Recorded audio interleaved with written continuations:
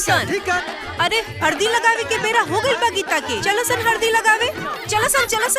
अरे जल्दी चलो सन। बुझाता हमनी के कोनो गरियावत हिया। अरे बैठा मर्दे, पहली पानी वानी पी लियल जा। हाँ। गाड़ी सुने के तो हमनी के लाइफ टाइम के लाइसेंस मिलल बा। से मिल गइल बेटे। हाँ ठीक है। जय भोले दम लगे सो आजा, नीता आसन से पाजा, चढ़ते का बेरा मंझनिया के घाम, सब संतन के सीताराम।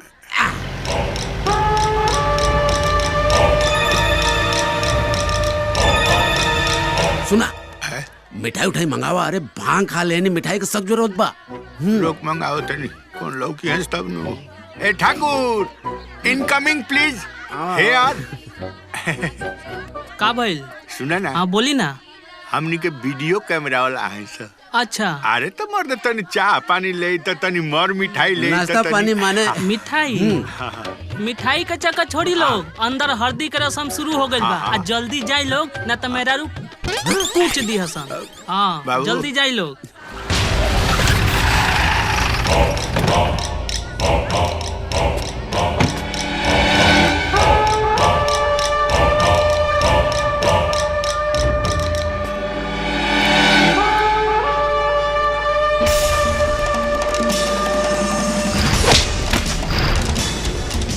विक्रम विक्रम काय बिया करता रे? कैसे बिया करता रे?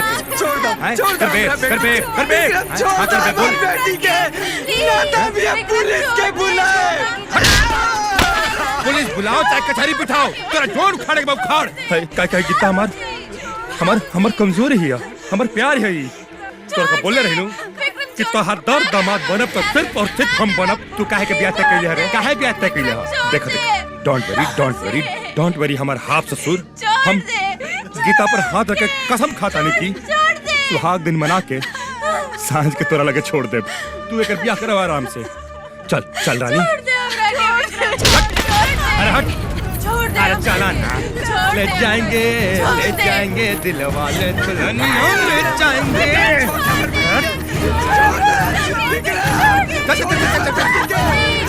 अरे खोल।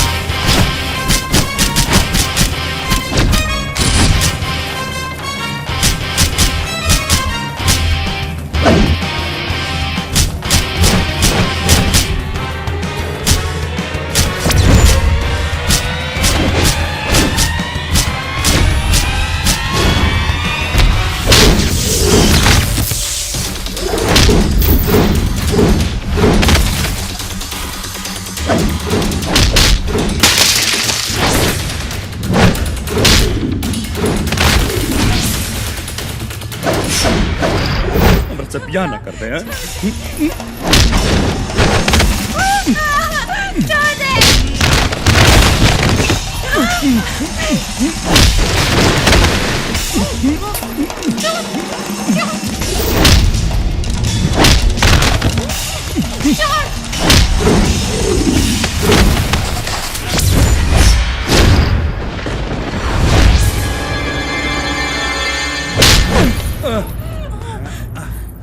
तू अंदर कैसे रह रे?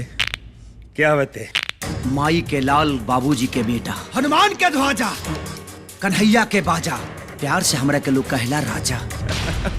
केतना इलन राजा, ओकर बजा दनी हम बाजा। रे मन्नू, काली, जितना तो हर औलाद रले हसना, सबन की लोरी गा के सुला दिले बनी। मतलब ही कि थोड़ा सा फ्लैशबैक में जो बाहरी से घूम के आ जाओ।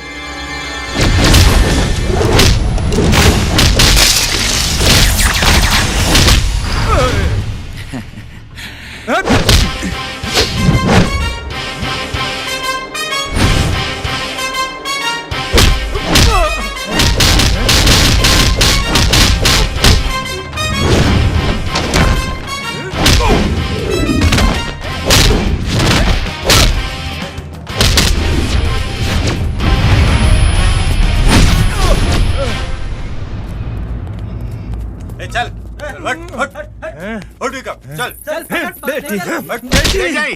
हाँ, ले जाई। चलो बेटी, आओ आओ आओ बेटी बेटी। आ गई काम चोर सन। माई जल्दी से खाना निकाले, इमरजेंसी में बनी सा। अरे बेटरिया जी बाबूजी, आज तोहनी के बियाहे के साटा रहला का भाई? दिन के कोटा पूरा हो गइल बा काका, नाइट शिफ्ट बाकी बा। चल चल। प्रणाम प्रणाम। अरे एजा काहे खड़ा बानी? अरे अरे वाह, का भइल? This is antiseptic piece, no forget no miss. What is this? Battery. अरे follow me. Okay. Video camera वाला राजा आइल बाड़े की ना? उ तो कहता हूँ लौकत नहीं खान, लेकिन उनका दोनों नमूना आयल बारे सन। ए वीडियो कैमरा वाला जल्दी अंदर चला लोग, ना तो दुल्हन धके कूच दी। कौन चीज? जौन तू समझा तारा। राम रे राम, चल चल। हाँ, दोनों नमूने है। तनी मुस्कुराई ना। नमस्ते, स्माइलिंग। राजा कहाँ बाड़न हा? राजा इमरजेंसी शादी के एडिटिंग करते रहे वीडियो। जाके राजा के जल्दी से बुलावा, ना तो हम कैमरा के छोट छोट एडिटिंग कर ना, दे। ना, बाबू। हाँ, तुमको अलग से बोलना पड़ेगा क्या?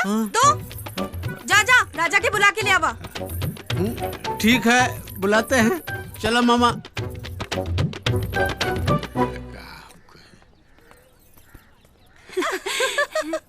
हे गीता देख जान के आ गेली। अरे हटा था का हो बाची, जमकावे वाला दिन हर कावे वाला कपड़ा काहे पहन ले बाड़ू? आपन एगो स्पेशल ड्रेस देत बनी। मैंने फिर भोला बाबा के पलक खोस लेला। क्या करी, दिमाग के बैटरी डाउन हो गइल बा। अगर जल्दी राजा ना आई तो घूरा भर के फेकल पतल चाटे के पड़ जाई हमनी के। का भइल? हाँ जानकी हटा ला पहन ला, ठीक है? तैयार हो जा, चलो चलो। का भइल एकरा के? चला स्टॉप। चला एक एक करके आम ले ला अच्छा चलो, खेल खत्म हो गया, जाओ। बाबू मने जी कौन शूटिंग होता? शूटिंग तो बंद हो गई। कैमरा कोहबर में जपत बाटे, जमानत के जुगाड़ भिड़ा होता नहीं। अब हमरा लागत है कि तार लोग के सुधरे के भी डेट एक्सपायर हो गइल बा। का हो भोला जी के बैल? हम तो बस बा गोला बानू। हाँ गोला खा लिए हैं। कहियो ना छोटी जी। अरे हमरा के बर्बाद करके छोड़ देले बाबू।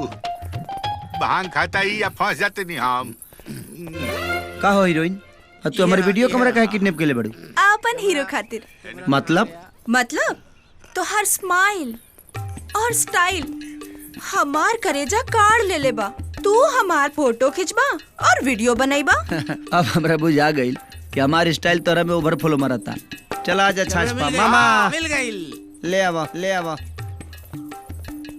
मिल गई। बैटरी हाइड्रोजन जराओ। अच्छा जो तोर चक्का पंचर लगता, तनी ठीक से सही जगह पर खोसी है। Not problem boss, I am okay. आजा। कहाँ बात छेदा? छेदा ढूंढा तेरा लगवा पिटा है। अरे ये मर्दवा कहाँ चल गई रे?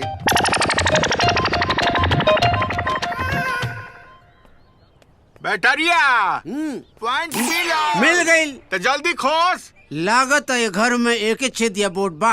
प्लस पॉइंट मिल गई। हाँ। तो माइनस पॉइंट कहीं और खोज दे। खोस ना रे खोस। टारगेट पे ले पानी खोजता नहीं, लगा रहे हैं।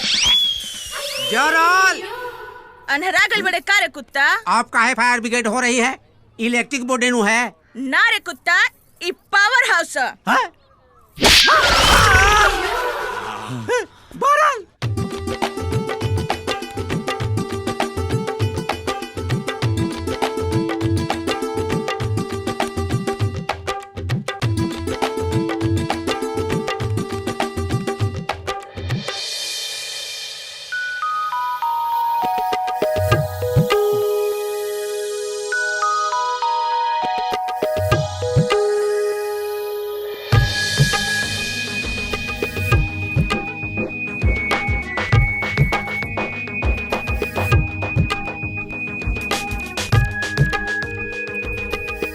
तुझे कायनात का नूर कहूं या जन्नत का हूर कहूं, तुझे अपनी जान कहूं या अपना गुरूर कहूं।